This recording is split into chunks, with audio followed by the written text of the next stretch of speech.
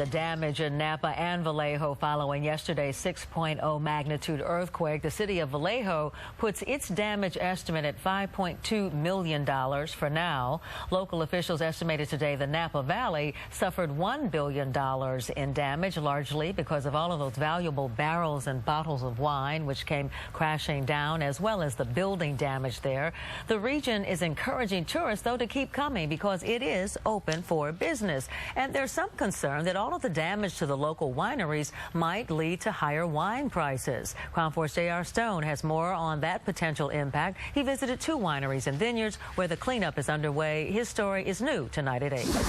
The rush is on to salvage as much wine as possible after Sunday's earthquake, which has been described as... It's a complete nightmare. In one sense, it's a catastrophe. The main building at the Trefethen family vineyards, which is 128 years old, shifted to the west on the 2nd and 3rd floors. We're going to do everything we can to push it back that way. At the Fontanella family winery, it was about cleaning up this mess.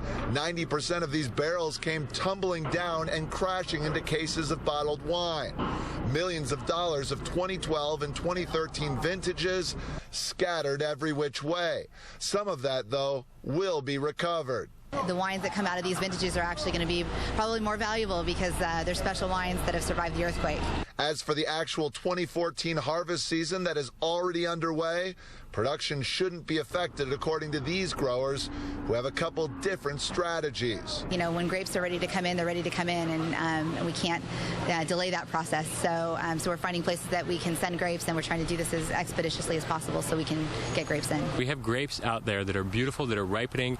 Many of them won't be ready to pick for a few weeks. Some of them are ready to be picked, but we're going to be able to start processing grapes again within just a few days.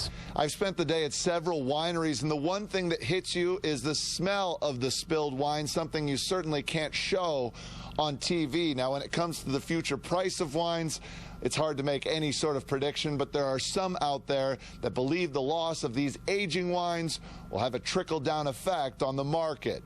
In Napa, J.R. Stone, Crown 4 News.